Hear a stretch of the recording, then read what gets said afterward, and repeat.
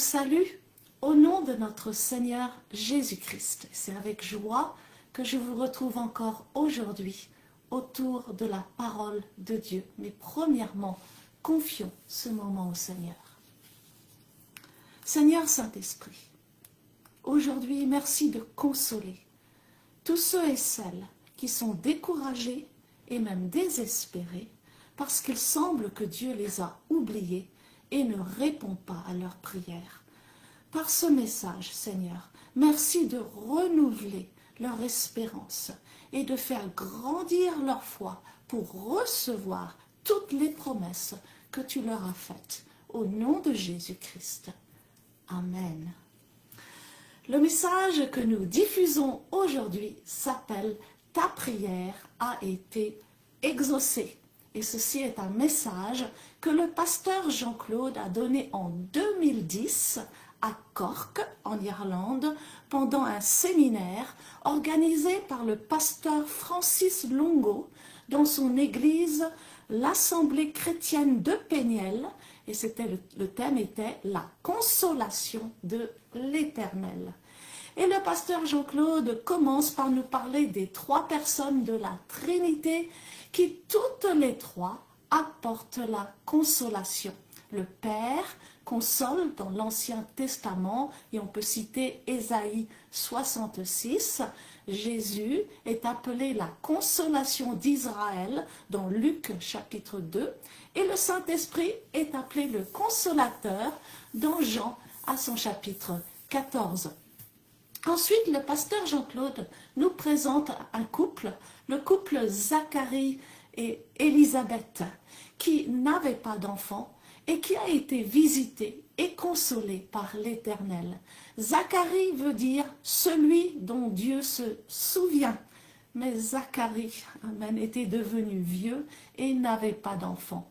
Élisabeth veut dire celle à qui Dieu a fait une promesse. Mais Élisabeth était toujours stérile. Et le pasteur Jean-Claude nous dit, celui dont l'Éternel se souvient a épousé celle à qui Dieu a fait une promesse. Mais malgré la signification de leur nom, Zacharie a vécu comme celui que l'Éternel a oublié et Élisabeth comme celle qui n'a jamais eu de promesse. Mais malgré les années qui passaient, il n'avait pas abandonné Dieu et il continuait de le servir.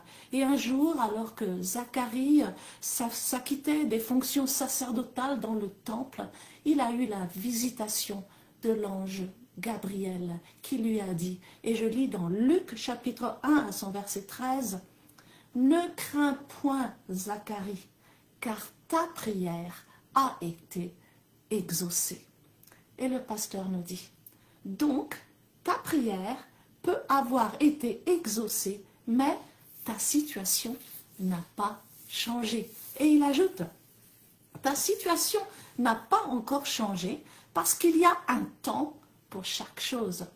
Dieu peut exaucer une prière maintenant et la réaliser maintenant, comme Dieu peut exaucer une prière maintenant et la réaliser dans 10 ans.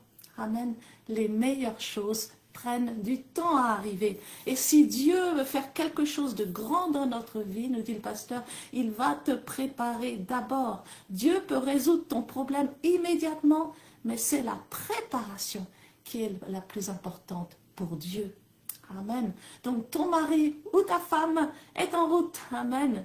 Mais ils prennent du temps parce que Dieu ne te prépare pas n'importe qui. Amen. Et il y a une raison pour laquelle ton enfant tarde, car il ne doit pas naître n'importe quand. Zacharie et Élisabeth ont attendu leur vieillesse pour avoir un enfant parce que Dieu attendait un temps fixé pour la naissance de cet enfant. Et cet enfant, c'était Jean le Baptiste qui devait annoncer la naissance de Jésus. Il y a un temps prophétique pour chaque promesse de Dieu. Et Hébreux, à son chapitre 6, nous dit de ne pas nous relâcher lorsque le temps semble long, parce que nous devons imiter ceux qui, par la foi et la persévérance, héritent des promesse.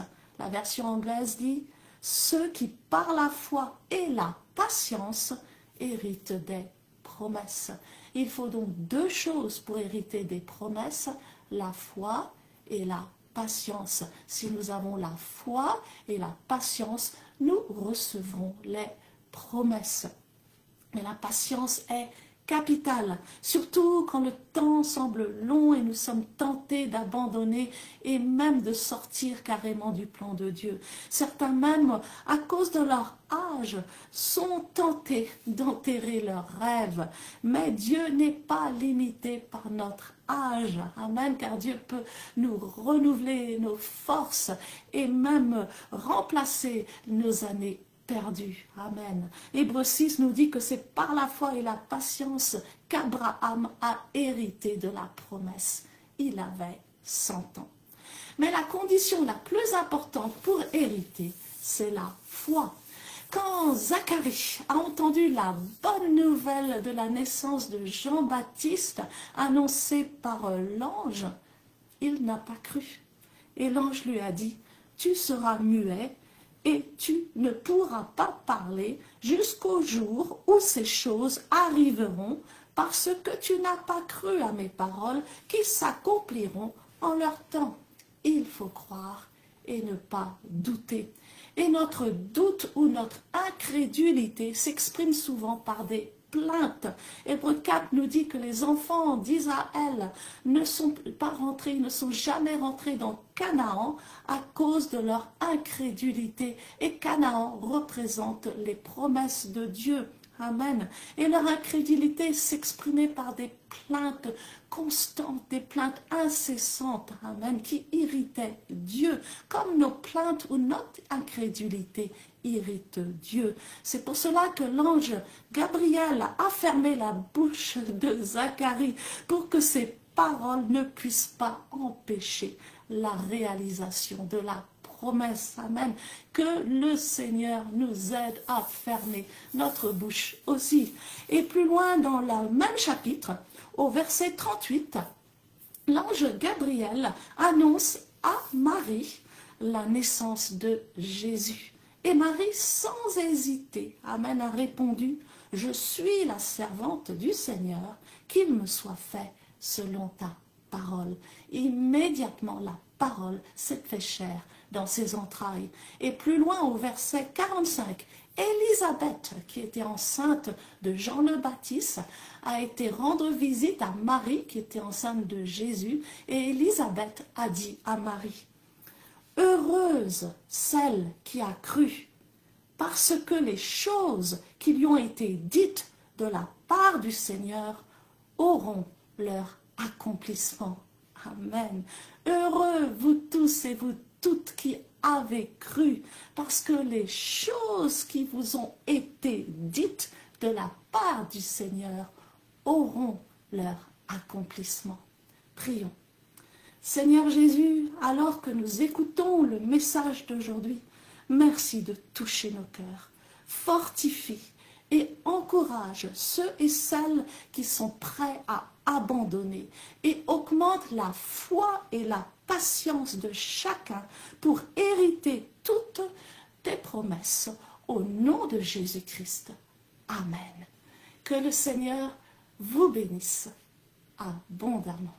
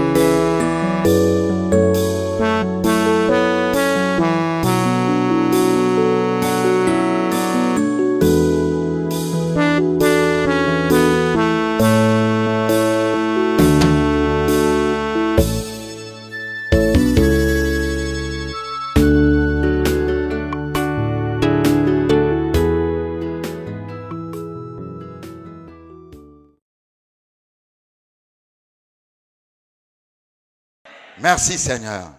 Merci Seigneur. Je vais demander à chacun, si vous pouvez vous lever avec vos Bibles, nous allons tous soulever nos Bibles et nous allons faire une confession que j'aime faire. Alléluia. Si vous voulez bien répéter après moi, ceci est la parole de Dieu. Ceci est la parole de Dieu. Je suis ce qu'elle dit que je suis. Je possède ce qu'elle dit que je possède. Je peux faire ce qu'elle dit que je peux faire. Alors que la parole va être prêchée. Mon cœur est ouvert. Mon esprit est ouvert. Pour recevoir la révélation de la parole de Dieu. Et alors, je ne serai plus jamais, je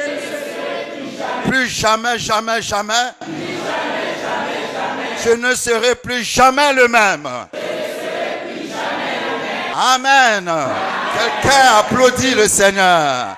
Merci Seigneur, merci Seigneur, merci Seigneur. Alors, le pasteur Francis avait donné pour thème à cet événement la visitation de l'Éternel et la consolation de l'Éternel. Amen. Alors hier, le pasteur Francis avait commencé à prêcher sur la visitation de l'Éternel et aujourd'hui, je vais continuer toujours dans le même esprit que lui, dans la consolation de l'Éternel. Amen. Vous savez, lorsque le Seigneur vous visite, lorsque le Seigneur nous visite, il ne nous visite pas juste pour son plaisir, mais il nous visite pour un but particulier. Et je crois fermement qu'après la visitation, vient la consolation. Alléluia. Le Seigneur va consoler quelqu'un aujourd'hui. Je dis le Seigneur va consoler quelqu'un aujourd'hui. Alléluia. Alors j'ai donné pour titre à ce message, ne crains point, ta prière a été exaucée. Ah, dis à ton voisin, ta prière. Ah, quelqu'un ne me suit pas. Ta prière a été exaucée. Elle n'est pas exaucée maintenant. Elle ne sera pas exaucée demain. Mais elle a déjà été exaucée. Ah, merci Seigneur.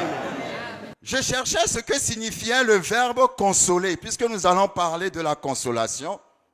Le verbe consoler, j'ai regardé dans le dictionnaire, signifie soulager la peine de quelqu'un. Soulager la peine de quelqu'un, réconforter, apaiser, mettre fin à un sentiment douloureux. Et l'autre, j'aime bien, c'est cesser de souffrir. Alléluia. Lorsque vous êtes consolé, ce qui se passe, c'est que vous cessez de souffrir. Je ne sais pas s'il y a quelqu'un qui souffre de quelque chose aujourd'hui, mais dans le nom de Jésus, après avoir écouté la parole de Dieu, tu vas cesser de souffrir. Ah, merci Seigneur. Lorsque nous allons dans Ésaïe chapitre 66 à son verset 13, la Bible nous dit dans Ésaïe 66 à son verset 13, c'est Dieu qui parle. Dieu parle et Dieu dit, comme un homme que sa mère console, ainsi je vous consolerai, vous serez consolés dans Jérusalem. Vous le verrez et votre cœur sera dans la joie et vos os reprendront de la vigueur comme l'herbe. L'Éternel manifestera sa puissance envers ses serviteurs, mais il fera sentir sa colère à ses ennemis. Dans l'Ancien Testament, la Bible dit que Dieu, le Père, parce que l'Ancien Testament révèle le Père, le Nouveau Testament révèle le Fils et les Épîtres révèlent le Saint-Esprit. Alléluia. Dans l'Ancien Testament, nous voyons que le Père console Israël. Dans le Nouveau Testament, nous voyons que lorsque le Fils est né, quand vous lisez Luc chapitre 2 à son verset 25, la Bible appelle Jésus la consolation d'Israël. Le Père lui-même, il console. L'Ancien Testament révèle le Père, le Nouveau Testament révèle le Fils, Jésus-Christ, et les Épîtres révèlent le Saint-Esprit. Donc, dans l'Ancien Testament, comme Ésaïe chapitre 66 le dit, le Père console Israël. Dans le Nouveau Testament, Luc 2, verset 25, lorsque Jésus-Christ est né, présente Jésus comme la consolation d'Israël. Et lorsque vous lisez Jean chapitre 14, au moment où Jésus allait partir, il a dit, il vous est avantageux que je parte, parce qu'en partant, je vous enverrai le Saint-Esprit, et il a appelé le Saint-Esprit le consolateur. Donc le Père console, le Fils est la consolation et l'Esprit est le consolateur. Alléluia. Donc ce que je voudrais montrer par là, c'est que si le Fils est appelé la consolation, c'est que la consolation est une personne. Pour être vraiment consolé, il faut avoir cette personne dans ta vie. Cette personne s'appelle Jésus. Et lorsque Jésus allait partir, lui-même, il a dit, je vous enverrai le consolateur. Mais il n'a pas dit seulement le consolateur. Lorsque vous lisez Jean chapitre 14, il a dit, le Père vous enverra un autre consolateur, en parlant du Saint-Esprit. Si Jésus dit, le Père vous enverra un autre consolateur, il utilise le mot autre par rapport à quelqu'un qui est déjà là. Ça veut dire que lui-même, il se considère comme le consolateur. Et en partant, il dit, mon Père vous enverra un autre consolateur. Lorsque nous étudions, nous voyons la signification du mot autre en grec. Autre est traduit par un mot allos. Et allos signifie un autre qui est du même genre.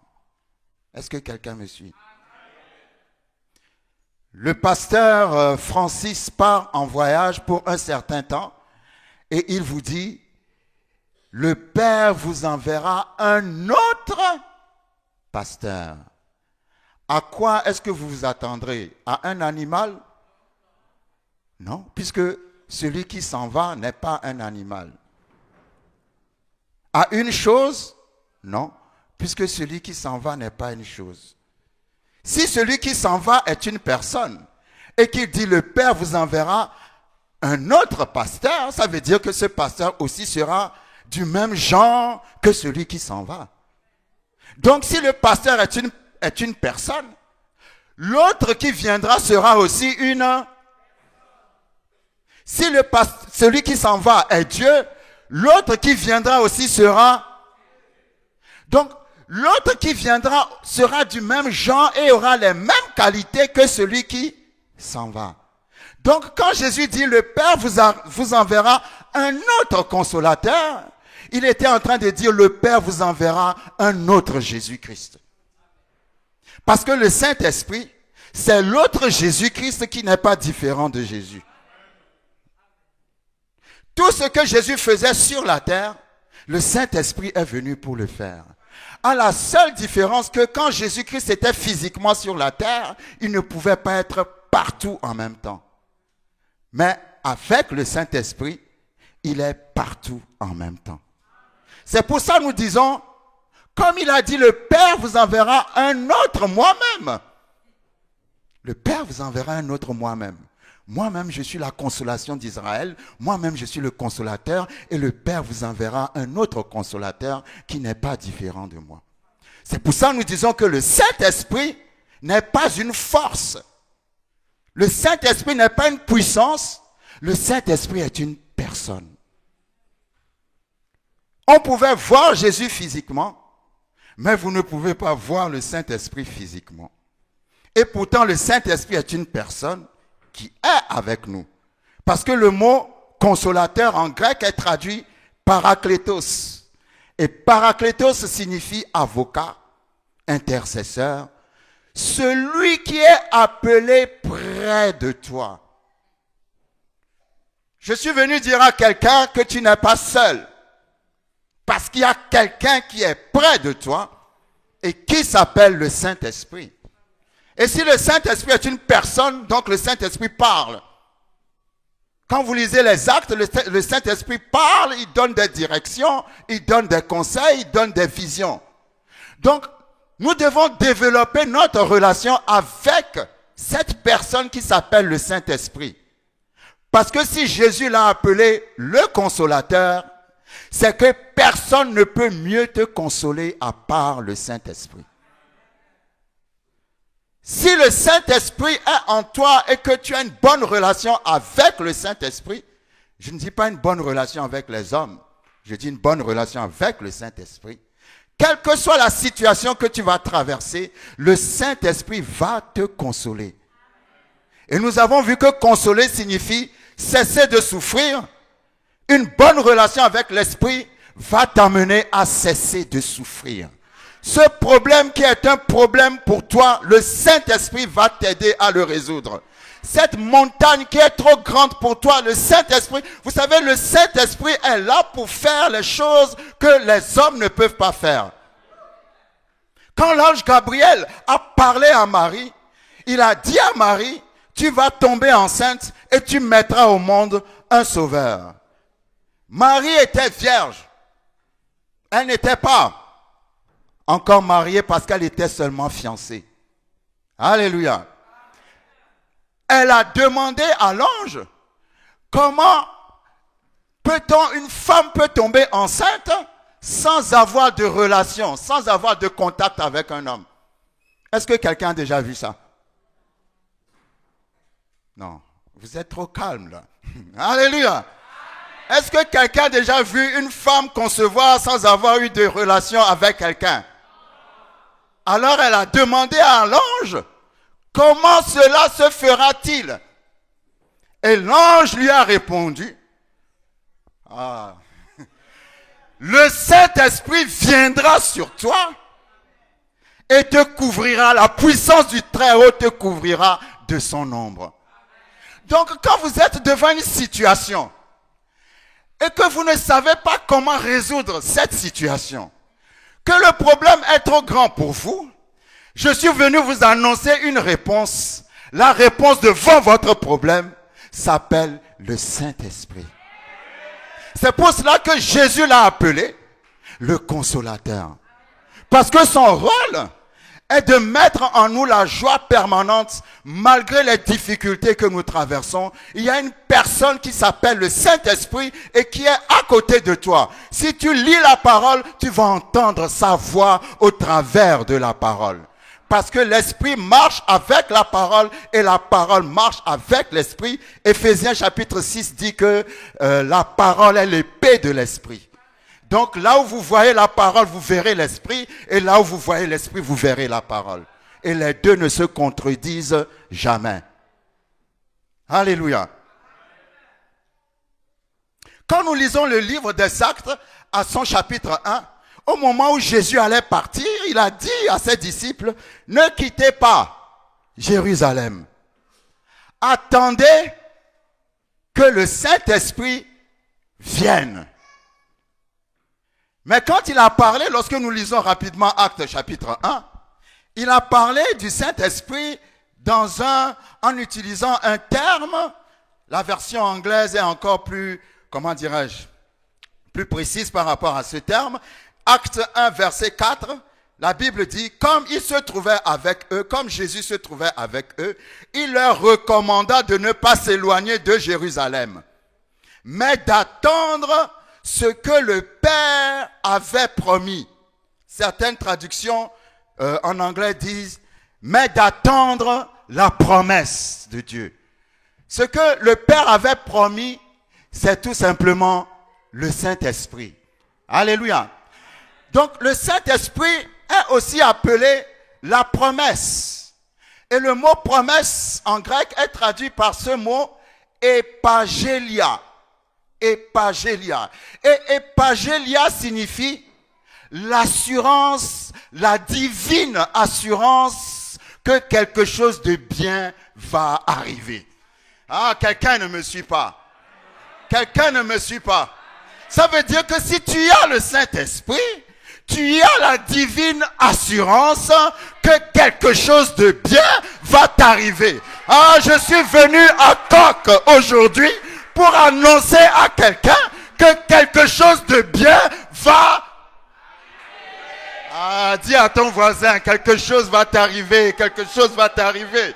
Quelque chose va t'arriver. Tu n'as encore jamais vu cette chose, mais ça va t'arriver. Parce que ce qui est impossible aux hommes est possible au Saint-Esprit. Ah, merci Seigneur, merci Seigneur. Vous savez, je voulais vous parler aujourd'hui particulièrement d'un couple. Ce couple a été numéro 1 visité et numéro 2 consolé. Je vous invite dans Luc chapitre 1. Dans Luc chapitre 1, c'est curieux parce que le pasteur Francis me disait que il avait pris la référence de son intervention dans Luc chapitre 1. Et curieusement, le Seigneur m'a aussi inspiré de prendre la référence dans le même chapitre, Luc chapitre 1. Comme quoi, quand Dieu fait quelque chose, alléluia, nous avons le même esprit. Luc chapitre 1, à partir du verset 5, je lis rapidement. Du temps d'Hérode, roi de Judée, il y avait un sacrificateur nommé Zacharie de la classe d'Abia. Sa femme était d'entre les filles d'Aaron et s'appelait Élisabeth. Tous deux étaient justes devant Dieu et observant d'une manière irréprochable tous les commandements et toutes les ordonnances du Seigneur. Ils n'avaient point d'enfants parce qu'Élisabeth était stérile. Et ils étaient l'un et l'autre avancés en âge. Or, pendant qu'il s'acquittait de ses fonctions devant Dieu, selon le tour de sa classe, il fut appelé par le sort d'après la règle du sacerdoce à entrer dans le temple du Seigneur pour offrir le parfum. Toute la multitude du peuple était dehors et priait en prière à l'heure du parfum. Alors un ange du Seigneur apparut à Zacharie et se tint debout à droite de l'autel des parfums. Zacharie fut troublé en le voyant et la frayeur s'empara de lui. Mais l'ange lui dit, ne crains point, Zacharie, car ta prière a été exaucée. Ah, qu'est-ce que j'aime ce verset. Car ta prière a été exaucée. Ta femme Élisabeth t'enfantera un fils et tu lui donneras le nom de Jean. Il sera pour toi un sujet de joie et d'allégresse, et plusieurs se réjouiront de sa naissance, car il sera grand devant le Seigneur. Il ne boira ni vin, ni liqueur enivrante, et il sera rempli de l'Esprit Saint dès le sein de sa mère. Il ramènera plusieurs des fils d'Israël au Seigneur leur Dieu. Il marchera devant Dieu avec l'esprit et la puissance d'Élie pour ramener les cœurs des pères vers les enfants et les rebelles à la sagesse des justes, afin de préparer au Seigneur un peuple bien disposé.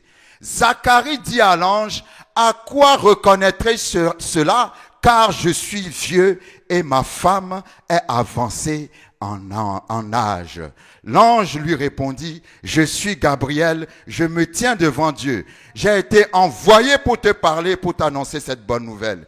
Et voici, tu seras muet et tu ne pourras parler jusqu'au jour où ces choses arriveront, parce que tu n'as pas cru à mes paroles qui s'accompliront en leur temps. Quelqu'un dit Amen. Ah, j'aime bien l'histoire de Zacharie et Élisabeth. Parce que leur histoire est une inspiration, doit être une inspiration, une référence pour nous, pour savoir que le Dieu qui promet est aussi le Dieu qui accomplit. Que lorsque Dieu te fait une promesse, il finit toujours par accomplir cette promesse. Ce que j'aime bien, c'est que le nom Zacharie signifie celui dont l'Éternel se souvient. Ah, ça c'est fort ça. Zacharie en hébreu signifie celui dont l'Éternel se souvient. Et Élisabeth en hébreu signifie celle à qui l'Éternel a fait une promesse. Mais ça c'est extraordinaire, pasteur, parce que celui dont l'Éternel se souvient a épousé celle à qui l'Éternel a fait une promesse. Mais ce n'est pas possible. Si tu t'appelles celui dont l'Éternel se souvient et que ta femme s'appelle celle à qui l'Éternel a fait une promesse, que tu connaisses la stérilité.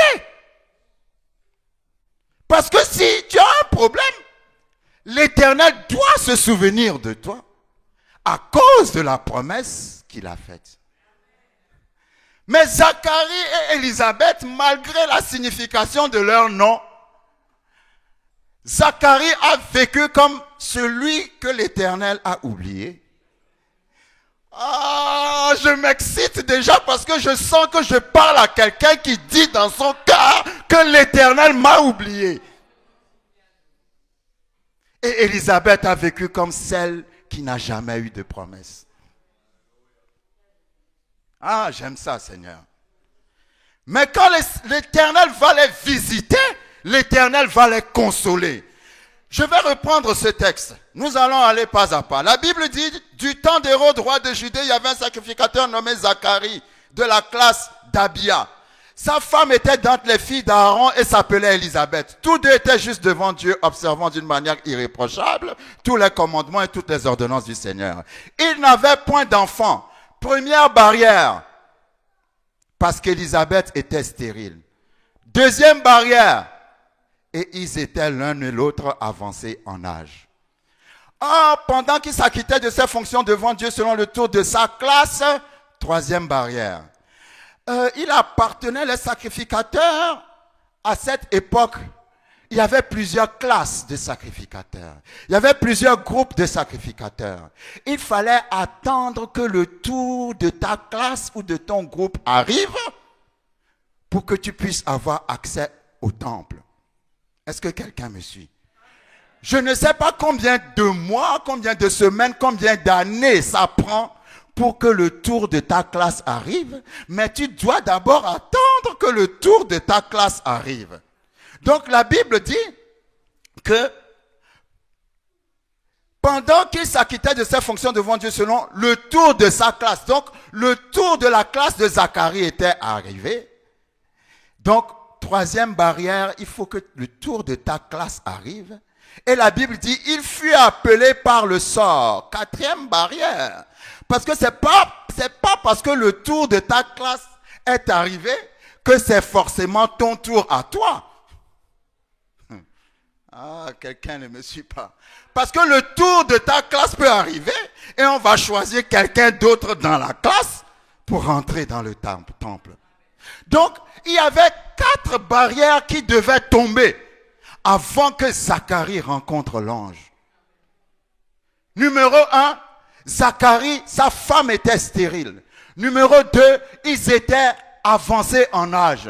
Numéro 3, il fallait qu'il attende le tour de sa classe. Numéro 4, il fallait que dans le tour de sa classe, il soit celui qui est choisi dans sa classe. Ah Seigneur, vous savez parfois, quand vous pensez à toutes les barrières que vous devez franchir avant de réaliser votre rêve, vous-même vous vous dites ce n'est plus la peine de rêver. Parce que quand vous pensez à toutes les barrières que vous devez franchir, vous allez dire non, ça ne peut pas arriver à moi. Mais je suis venu annoncer à quelqu'un que lorsqu'on marche avec Dieu, il y a des temps où peut-être les choses ne marchent pas, mais il y a une saison spéciale qui arrive Ah, et je prophétise cette saison sur cette église. Je prophétise cette saison dans ta vie. Lorsque cette saison arrive, tout ce qui ne marchait pas, d'un seul coup, tout marche en même temps.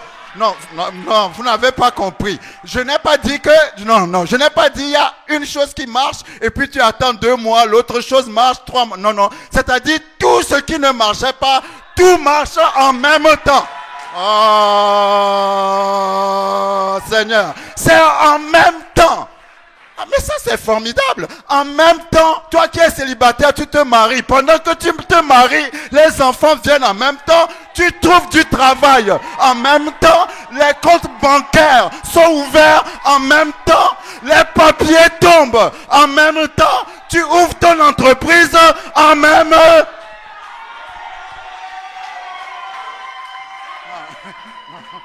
Non, j'ai dit au Seigneur, comment s'appelle cette bénédiction en même temps? Et le Seigneur m'a dit, appelle cette bénédiction tout simplement le grand paquet. Dis à ton voisin, moi j'attends le grand... Ah, le grand paquet, le grand paquet, le grand paquet. Ah, ça fait trop longtemps que tu attends. Dieu dit, ça fait trop longtemps que tu attends. Maintenant, je vais envoyer le grand paquet. Parce que quand ça va arriver, tout va arriver en même... En même temps. Ah, merci Seigneur. Parce que quand l'ange est rentré dans le temple, ah, j'aime bien Zacharie. Ah, j'aime trop Zacharie. Parce que non seulement il était vieux, non seulement sa femme était stérile, mais Zacharie a dû patienter. Dis à ton voisin, patienter, patienter.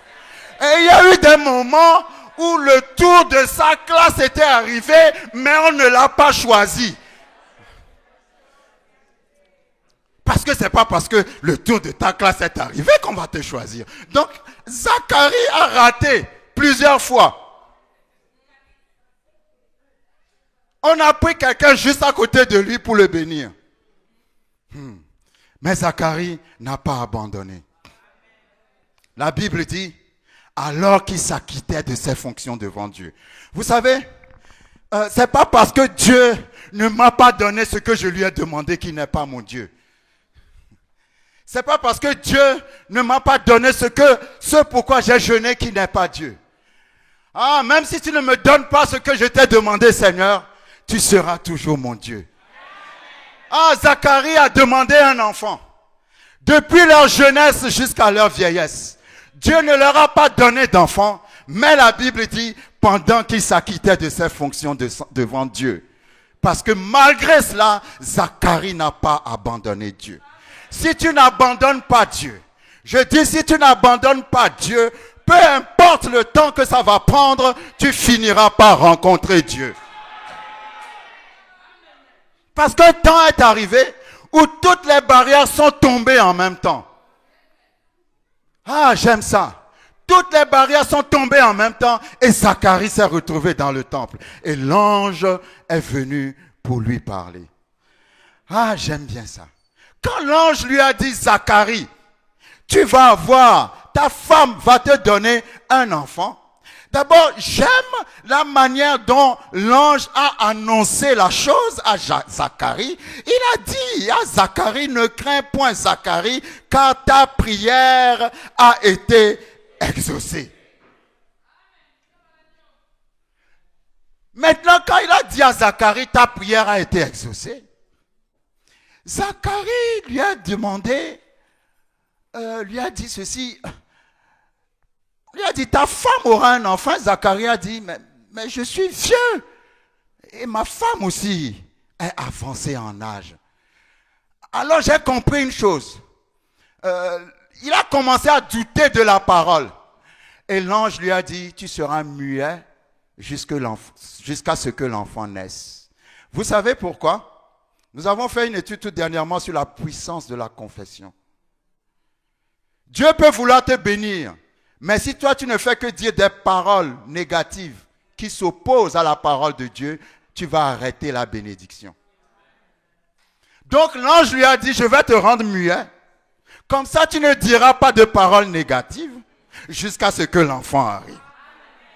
Quelqu'un doit comprendre que ta stérilité financière, ta stérilité physique, ta stérilité spirituelle viennent du fait que tu ne fais que confesser des paroles négatives. Donc si Dieu tient à te bénir, tu risques de devenir muet. Pasteur, s'il y a un muet qui vient te demander de prier pour lui, il faut dire non. Il faut lui dire, Dieu t'a rendu muet parce qu'il a quelque chose à te donner. Quand cette chose viendra, tu ne seras plus muet parce que tu confesses trop de choses négatives. Alléluia. Et Zacharie n'a pas dit à l'ange, ah merci parce que ma prière a été exaucée. Que quelqu'un me suive. Ça veut dire que Zacharie a fait une prière, ça fait déjà plusieurs années. Alléluia. Ah, je dis que quelqu'un va être consolé aujourd'hui. Ça fait tellement longtemps que Zacharie a prié pour avoir un enfant que lui-même il a oublié qu'il avait prié pour ça. Parce que s'il venait de prier et puis juste après l'ange est venu, il n'allait pas dire à l'ange, je suis vieux, ma femme est vieille. Est-ce que vous me suivez? Ça veut dire que ça fait longtemps qu'il avait fait cette prière. Mais quand l'ange est venu, l'ange ne lui a pas dit ta prière vient d'être exaucée. L'ange ne lui a pas dit ta prière sera exaucée. L'ange lui a dit ta prière a été exaucée. Donc ta prière peut avoir été exaucée, mais la situation n'a pas encore changé. Ah, il y a quelqu'un qui se plaint dans sa situation. Quelqu'un qui a fait une prière depuis de longues années. Ta prière ne s'est pas encore accomplie, mais je suis venu t'annoncer que ta prière a été exaucée.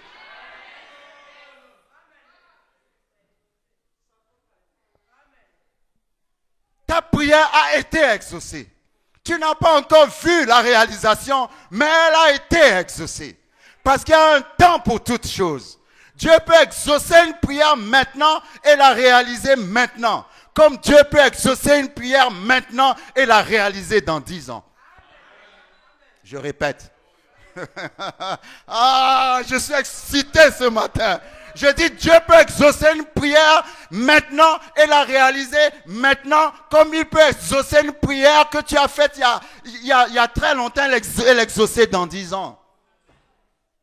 Au moment où tu ne t'y attends pas. Moi, j'aime le Dieu des surprises. Lorsque Dieu nous surprend, ça veut dire que toutes les paroles qui sortent de notre bouche sont inscrites par le Seigneur. Zacharie a prié. Il a prié, jusqu'à ce qu'il est devenu vieux, il n'a jamais eu d'enfant. C'est au moment où il pensait qu'il ne peut plus avoir d'enfant que Dieu est venu lui dire, tu vas avoir un enfant. Au moment où tu ne t'y attends pas. Vous savez, j'ai l'habitude de dire aux gens, les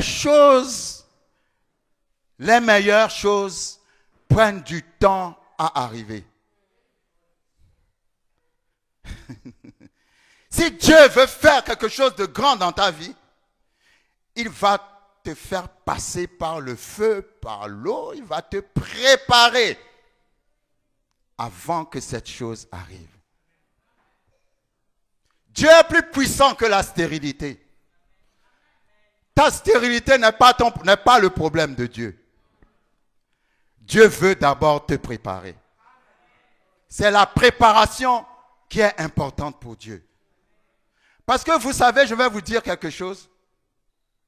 Si Dieu vous donne juste comme ça ce que vous voulez, vous n'apprendrez jamais à donner de la valeur aux choses. Mais quand vous avez patienté, quand vous avez espéré, avant que la chose arrive, quand la chose va arriver, vous reconnaîtrez la valeur de la chose et vous rendrez grâce à Dieu. Alléluia. Le fils prodigue a pris son héritage, il est parti le dilapider. Vous savez pourquoi il a dilapidé l'héritage? Parce qu'il l'a reçu facilement. Un héritage, tu le reçois quand quelqu'un est mort. Il fallait qu'il attende que quelque chose meure en lui d'abord, avant d'avoir accès à l'héritage. Mais il a vite pris l'héritage. Il a gaspillé l'héritage. Quand il est revenu, la Bible dit que son père l'a restauré. Mais, je vous rappelle, son père l'a restauré, mais son père ne lui a pas donné un autre héritage. Dieu ne veut pas que tu perdes ton héritage. Il va peut-être prendre du temps.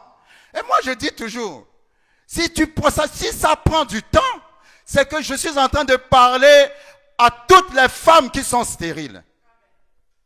Ah, merci Seigneur. Si ça prend du temps pour... Zacharie et Élisabeth ont attendu jusqu'à leur vieillesse pour avoir un enfant. Parce que Dieu attendait un temps fixé pour que cet enfant annonce l'arrivée de Jésus. Ah, si tu es stérile, tu dois savoir que Dieu attend le temps fixé. Parce qu'au temps fixé, tu vas mettre au monde un enfant. Et ton enfant va annoncer le retour de Jésus. Je dis ton enfant va annoncer le retour de Jésus. Je dis ton enfant va annoncer le retour de Jésus. Tu ne souffres pas de stérilité, tu attends le temps prophétique.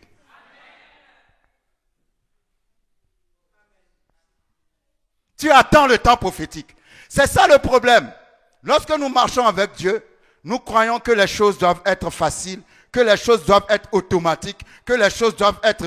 nous voyons Dieu comme un Dieu, si vous passez le terme, un Dieu micro-ondes. Les micro-ondes. Quand tu as la nourriture, tu mets ça dans le micro-ondes. En 2 minutes, ça se réchauffe et tu sors ça, tu manges. Non, non. Dieu aime bien mettre la casserole sur le feu, mettre l'huile dans la casserole, le poisson, l'eau dans la casserole, laisser à la casserole le temps de bien chauffer. Dis à ton voisin, Dieu est en train de te chauffer maintenant. Alléluia. Et quand c'est bien cuit maintenant, là tu peux manger tranquillement. Mais Dieu n'est pas un Dieu micro-ondes. C'est un Dieu qui aime faire la cuisine et qui prend le temps pour faire la cuisine. C'est pour ça, si tu as la foi, tu dois avoir la patience. Je vais vous dire quelque chose. Dieu n'est pas limité par ton âge. Ah, pasteur, moi j'ai déjà 35 ans, je ne suis pas encore marié, ceci, cela, le temps passe. Non, non. Le temps ne passe pas parce que le temps n'est rien pour Dieu. C'est pas parce que le temps passe que tu vas te précipiter pour te jeter dans les bras du premier venu. Parce que le temps passe. Il vaut mieux prendre du temps et bien te marier que de te précipiter et mal te marier.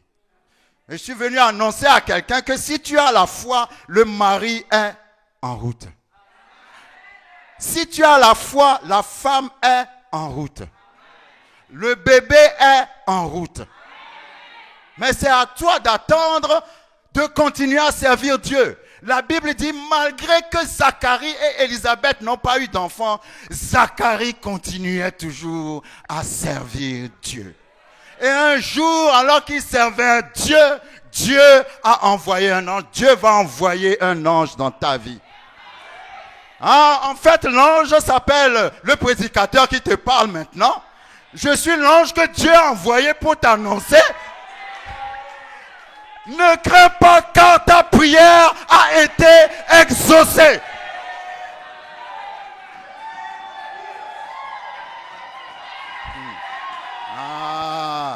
Merci Seigneur, merci Seigneur, merci Seigneur. Je dis toujours, un rêve n'a pas d'âge. Un rêve n'a pas d'âge. Parce qu'il y a trop de gens qui rêvent et qui disent, maintenant je suis trop vieux, mon rêve ne va plus s'accomplir. Mais un rêve n'a pas d'âge. Parce que si Dieu te donne un enfant à 70 ans, il va te donner la force à 70 ans de vivre ce bonheur. Dieu ne va pas te donner un enfant à 70 ans pour que tu meurs à 70 ans et demi. Est-ce que quelqu'un me suit? Un rêve n'a pas d'âge. Dieu peut te donner, alors que tu as 70 ans, un rêve que tu avais quand tu avais 20 ans. Ah, je sais que Dieu m'a donné l'onction pour ressusciter les rêves qui sont morts. Et je prie dans le nom de Jésus que tous les rêves que tu as enterrés vont ressusciter ce matin. Dans le nom de Jésus-Christ de Nazareth. Parce que Zacharie a prié quand il était jeune. Et Dieu lui a donné quand il était vieux un rêve de sa jeunesse. Ah, j'aime bien Ésaïe 40. Ésaïe 40 dit ceci. Ésaïe 40 dit, Ceux qui croient en l'Éternel renouvellent leur force. Ah, merci Seigneur. Ésaïe 40 dit, c'est le Dieu d'éternité, l'Éternel. Le Dieu d'éternité s'appelle le El Olam, qui a créé les extrémités de la terre. Il ne se fatigue point, il ne se lasse point, on ne peut sonder son intelligence. Il donne de la force à celui qui est fatigué et il augmente la vigueur de celui qui tombe en défaillance. Verset 30. Les adolescents se fatiguent et se lassent, et les jeunes hommes chancellent. Mais ceux... Il n'a pas dit ceux qui sont jeunes. Même si tu as 120 ans, la Bible dit même si tu as 120 ans et que tu te confies en l'Éternel, l'Éternel renouvellera ta force. Tu prendras ton vol comme les aigles. Tu vas courir et ne pas te lasser. Tu vas marcher et ne pas te fatiguer. Ça n'a rien à voir avec l'âge. Dans Josué 14, Caleb a été trouvé... Josué. Il a dit à Josué, j'ai 85 ans. Mais je me souviens que quand j'avais 45 ans, Moïse m'avait donné un rêve. Il m'a dit, je vais te donner cette montagne-là. Aujourd'hui, j'ai 85 ans, mais je me sens encore vigoureux que comme quand j'avais 45 ans. Alors, je suis venu te trouver pour te dire, donne-moi cette montagne. Quand il dit donne-moi cette montagne, c'est pas spirituel. Hein?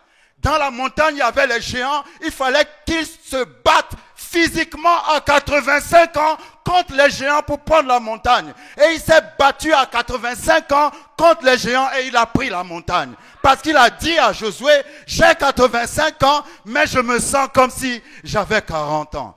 Ah, il est le Dieu qui rajeunit. Je dis, il est le Dieu qui rajeunit. Ne mets pas d'âge à ton rêve. Il peut te donner à 70 ans un rêve de 20 ans et il va te rajeunir. Il va te donner à 70 ans la force de 20 ans et tu vas vivre le rêve qu'il t'a donné. Parce qu'il est le Dieu de l'éternité. Ah, merci Seigneur.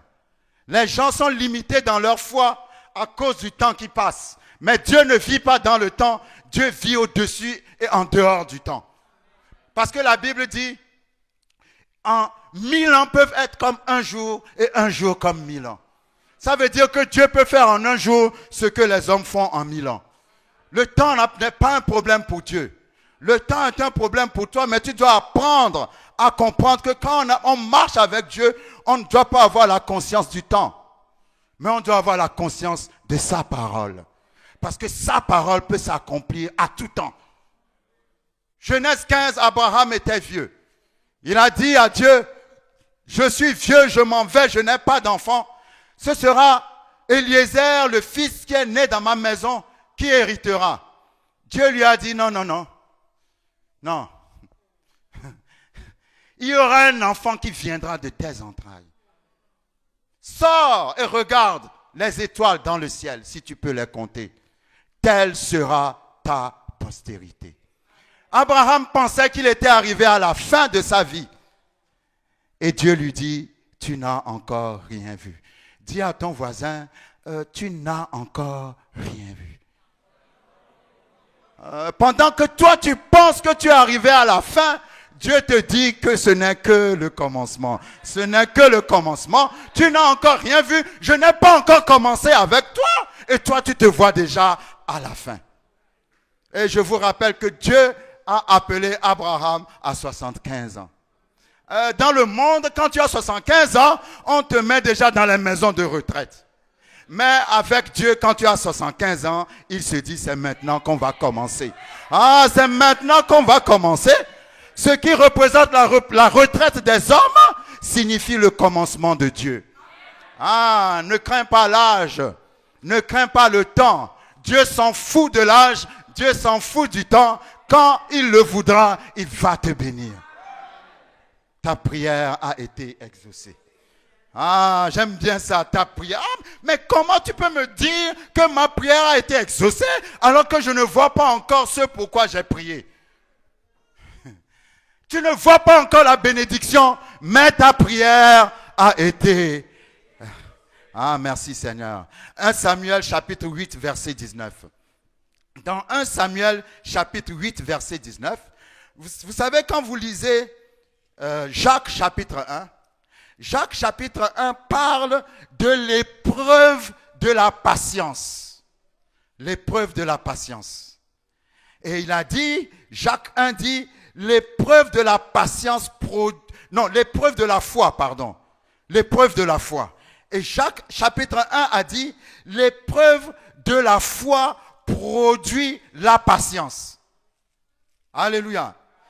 C'est pas parce que tu as la foi que forcément ce que tu as demandé, tu dois l'avoir aujourd'hui. Entre ta foi et la réalisation de ce que tu as demandé, il y a quelque chose qu'on appelle la patience. Dieu utilise la patience pour te préparer, pour t'apprendre à donner la valeur aux choses, pour te former. Alléluia. Pas parce qu'il t'a oublié, mais parce qu'il est en train de te former. Il est en train de te préparer pour un temps prophétique. Zacharie et Élisabeth ne savaient pas que Dieu était en train de les préparer pour mettre au monde Jean-Baptiste, parce que Jean-Baptiste devrait annoncer l'arrivée de Jésus. Ils ne le savaient pas. Ils trouvaient que le temps était trop long.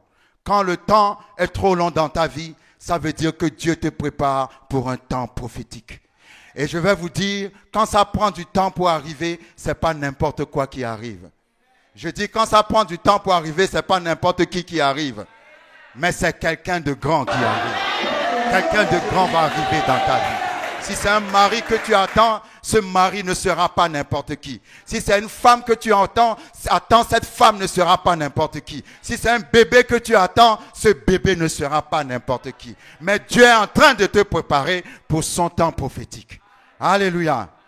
L'épreuve de la foi. La foi est toujours éprouvée. Comment la foi est éprouvée? Tu désires quelque chose, tu jeûnes, tu pries, tu attends et ça n'arrive pas. C'est ça l'épreuve de la foi. Mais si ça n'arrive pas, ça ne veut pas dire que Dieu t'a oublié. Non, non, ta prière a été exaucée. Ta prière a été exaucée. À toi d'avoir la patience qu'il faut pour attendre la réalisation de la prière qui a été exaucée. Dans 1 Samuel chapitre 8, la Bible nous parle d'Israël. Vous savez, il y a des gens, des chrétiens, tu es chrétien, le Saint-Esprit, le Consolateur habite en toi, mais tu vis comme les gens qui sont dans le monde. Je te rappelle aujourd'hui que ta vie n'est pas obligée de ressembler à la vie de ceux qui ne connaissent pas Jésus. Ceux qui ne connaissent pas Jésus peuvent rouler dans les Mercedes, avoir les belles maisons, tout ce que tu veux, mais ta vie n'est pas obligée d'être comme ça aussi. Est-ce que quelqu'un me suit? Mais il y a comme un esprit qui est rentré dans l'église aujourd'hui. Tous les chrétiens veulent imiter les païens. Si les païens ont de belles maisons, commencent à convoiter. Mais je ne dis pas que nous sommes appelés à vivre dans la pauvreté, mais Dieu n'est pas obligé de te bénir de la même manière que cela se passe dans le monde. Est-ce que quelqu'un me suit? Dieu va t'emmener, la Bible dit, tu nous as fait passer par le feu. Je crois que c'est le psaume 66. Tu nous as fait passer par l'eau. Tu as mis des hommes sur nos têtes et sur nos reins, mais tu nous as conduits à la place de l'abondance. Tu iras à la place de l'abondance, mais certainement que Dieu te préparera pour cette abondance. Donc il ne faut pas envier les gens du monde, il faut marcher avec Dieu. Parce que Dieu sait pourquoi il tarde de te bénir. C'est parce qu'il est en train de te préparer. Il est en train de te préparer. Il est en train de te... Dans 1 Samuel chapitre 8, la Bible nous parle d'Israël. Et nous allons nous arrêter sur ça. Après, je vais prier. Prier pour des gens qui sont en train d'attendre et puis le découragement est en train de te parler à l'oreille. Ah, ce soir, tu vas ressusciter dans le nom de Jésus. Dans le nom de Jésus. Dans 1 Samuel chapitre 8, à partir du verset 19, le peuple d'Israël a commencé à réclamer un roi à un temps où Dieu n'avait pas prévu de leur donner un roi. Est-ce que quelqu'un me suit? 1 Samuel 8, verset 19 dit, le peuple refusa d'écouter la voix de Samuel. Non, dirent-ils. Mais il y aura un roi sur nous. Et nous aussi, nous serons comme toutes les nations. Notre roi nous jugera, il marchera à notre tête et conduira nos guerres. Vous voyez ce qu'ils ont dit? Ils ont dit, nous aussi, nous serons comme toutes les nations. Mais le peuple, la nation d'Israël n'est pas comme toutes les nations parce que c'est la nation élue de Dieu. Les chrétiens disent, nous voulons être comme les autres. Mais je te rappelle que tu n'es pas obligé d'être comme les autres parce que toi, tu es un enfant de Dieu. Dieu avait prévu un roi, mais ce n'était pas le temps de ce roi. Mais ils ont tellement insisté que Dieu leur a donné un roi au mauvais moment. Et ce roi s'est appelé le roi Saül. Et le roi Saül a été le plus mauvais roi que Israël a connu. Oh, quelqu'un ne me suit pas. Je vais te rappeler aujourd'hui que si tu insistes auprès de Dieu, que tu insistes, il va te donner ce que tu lui demandes, même si ce n'est pas sa volonté. Ah Seigneur, c'est pour ça la meilleure prière est de dire, Seigneur, que ta volonté, c'est ce que Jésus a fait comme prière dans le jardin de Gethsémane. Il avait le pouvoir, il dit, si je veux, je vais faire venir des anges pour me délivrer. Mais il a dit, non, je me soumets à ta volonté.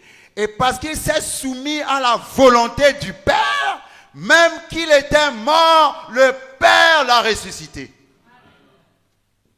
Quand tu te soumets à la volonté de Dieu, Dieu te ressuscitera toujours. Ah, je vais répéter encore. Je dis, quand tu te soumets à la volonté de Dieu, Dieu te ressuscitera toujours. Ils ont voulu un roi pour être comme les autres. Mais ce n'était pas encore le temps pour Israël d'avoir un roi. Il y a deux volontés de Dieu. Il y a la volonté qu'on appelle la volonté permissive. Et il y a la volonté parfaite. La volonté permissive, quand tu insistes, il va te donner. Alléluia. Mais quand tu reçois la volonté permissive de Dieu, tu ne vas pas forcément loin avec ça. Parce que Saül a été un roi qui a vraiment déshonoré Dieu. Mais Dieu avait dans son cœur, comme il dit lui-même, un roi, un homme selon mon cœur, qui s'appelait David. Mais le temps de David n'est pas encore arrivé et ils ont eu Saül. Je prie aujourd'hui que Saül n'entre pas dans ta vie. Je prie aujourd'hui que tu puisses avoir la patience d'attendre David. Parce que David est la volonté de Dieu. Et quand David est arrivé en Israël, la première chose qu'il a faite, il a ramené l'arche de l'Éternel à Jérusalem. Parce que l'arche était partie en captivité au temps de Saül. David a restauré la gloire de Dieu. Je suis venu t'annoncer ce matin, dans le nom de Jésus, que si tu as la foi et la patience, Hébreux chapitre 6 dit, ne relâchez pas comme nos ancêtres dans la foi ont fait. Imitons leur foi afin que par notre foi et la persévérance, selon la traduction française, mais la traduction originale dit, afin que par la foi et la patience, la foi et la patience. Si tu as la foi, tu n'as pas la patience, c'est pas bon. Si tu as la patience, tu n'as pas la foi, c'est pas bon. C'est la foi et la patience qui héritent les promesses. La foi et la patience. La foi et la patience. Hébreux chapitre 6. Alléluia. Si tu as la foi et la patience, tu auras ton David. La volonté parfaite de Dieu. La volonté parfaite de Dieu. Ah, merci Seigneur pour ta parole. Merci Seigneur pour ta parole. Merci pour ta parole. Tu ne regardes pas le temps. Tu ne regardes pas l'âge. Mais tu regardes ta parole. Tu ne regardes pas le temps. Tu ne regardes pas l'âge. Mais tu regardes ta parole. Pharaon avait pris les enfants de Dieu. Il les avait rendus captifs Pendant 430 ans, Dieu n'a rien dit. C'est comme si Dieu a oublié sa promesse. Mais un jour est arrivé, il a dit à Moïse, tu vas aller dire à Pharaon de laisser mon peuple partir. Le Pharaon a résisté, il a résisté, mais il a fini par laisser le peuple partir. Il y a une saison pour la captivité, mais il y a une saison pour la libération. Et je suis venu déclarer sur ta vie aujourd'hui la saison de ta libération. Dans le nom de Jésus. Ah, merci Seigneur pour ta parole. Je plante ta parole dans le cœur de tes enfants. Je plante ta parole dans l'esprit de tes enfants. Ta promesse va s'accomplir. Ta promesse va s'accomplir. Quand Dieu a parlé à Abraham dans Genèse 22, il a dit à Abraham, je le jure par moi-même, ta postérité possédera la porte de ses ennemis. C'est-à-dire que tes descendants, ta descendance qui s'appelle Jésus-Christ. Et tous ceux qui croiront en Jésus-Christ posséderont la porte de leurs ennemis. L'ennemi, c'est la maladie. L'ennemi, c'est la stérilité. L'ennemi, c'est la pauvreté. L'ennemi, c'est la malédiction. L'ennemi, c'est toutes les œuvres du diable qu'il y a dans ta vie. Mais Dieu a dit à Abraham, tous ceux qui croiront en Jésus-Christ auront la victoire sur leurs ennemis. Ils posséderont la porte de leurs ennemis. Leurs ennemis ne posséderont pas leur porte. Et il a dit, je le jure par moi-même. Je le jure par moi-même. La Bible dit, on ne jure pas par plus petit que soi. Et Dieu a regardé autour de lui. Il n'a vu personne qui est plus grand que lui. Alors il a dit à Abraham, je le jure par moi-même. Je le jure par moi-même. Et je vous dis que quand Dieu fait une promesse, Dieu est fidèle à sa promesse. Et maintenant, s'il fait une promesse et qu'il jure sur la promesse, c'est qu'il n'y a rien à faire. Même si tu dors, même si on t'a mis dans un cimetière, ce que Dieu a promis, tu sortiras du cimetière pour le recevoir. Parce que Dieu dit, je vais te bénir, et je le jure par moi-même. Peu importe le temps que ça va prendre, je le jure par moi-même. Même si tu es entouré par des ennemis, je le jure par moi-même. Même si les médecins ont dit que tu ne seras pas guéri, je le jure par moi-même. Même si tu trouves que le temps passe et que tu es vieux, je le jure par moi-même. Parce que ce que je promets, je l'accomplis toujours. Et si je jure sur ma promesse, c'est que ma promesse va s'accomplir inévitablement. Ma promesse va s'accomplir inévitablement. Ah, merci Seigneur pour ta parole. Ah, je veux prier pour des gens qui veulent fortifier leur foi. Il y a un esprit qui s'appelle l'esprit de foi. L'esprit de foi s'oppose à l'esprit de peur. L'esprit de foi s'oppose à l'esprit du découragement. Tu es découragé et tu crois que la promesse ne va pas s'accomplir. Mais je te rappelle aujourd'hui, Dieu a dit, je le jure par moi-même. Ah, je le jure par moi-même. Je le jure par moi-même. Ah, si tu es arrivé au bout de toi-même et que tu crois qu'il n'y a plus rien à faire, ah, je te rappelle que Dieu commence là où tu finis. Si la chorale peut nous conduire dans une chanson d'adoration, j'invite sur le devant. Ah, tu as un problème particulier, nous allons prier pour toi. C'est le temps de la consolation. Je dis c'est le temps de la consolation. C'est le temps de la consolation. Ah, merci Seigneur pour ta parole. Merci Seigneur pour ta parole. Tu viens sur le devant si tu veux que je prie pour toi. Merci.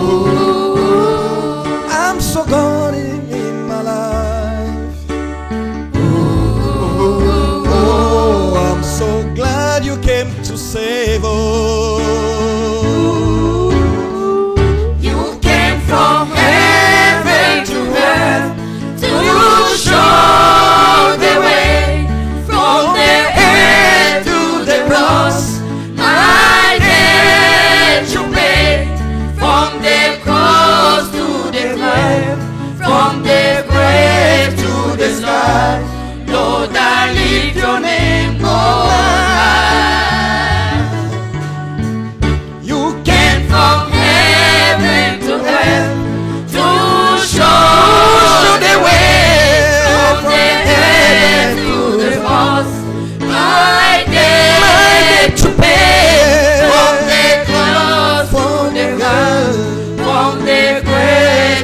sky.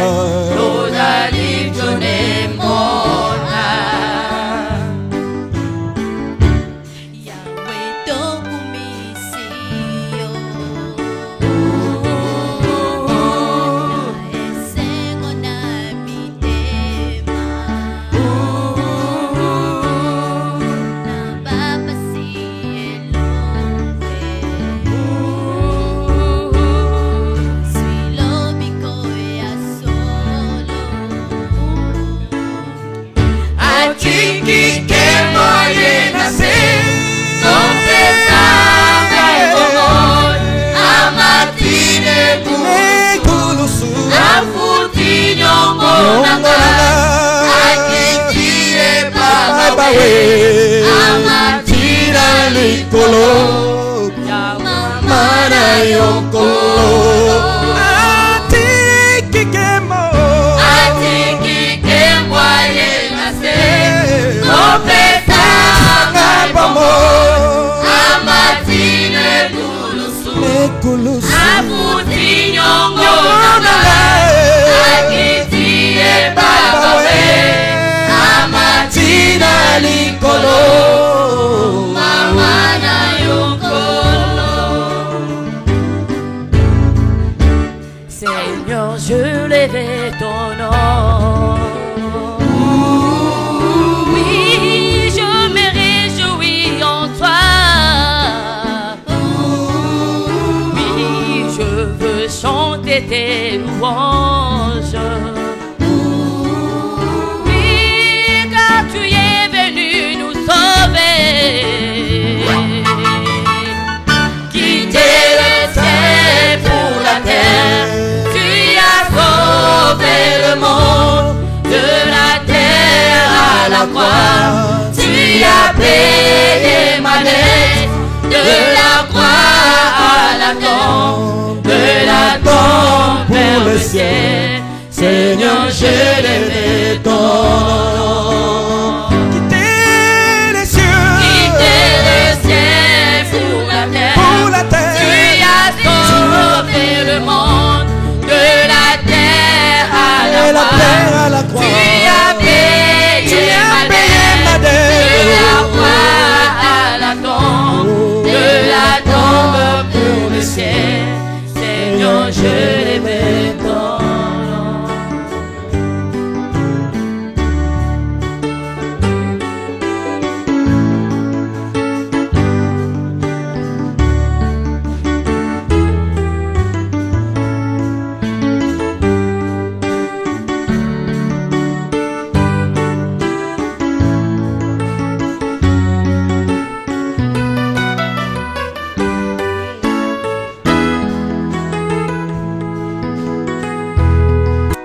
Tes bienfaits sont trop grands, du fond de mon âme coule des larmes qui traduisent mes silences. Comment te dire ce que je ressens? Tes bienfaits sont trop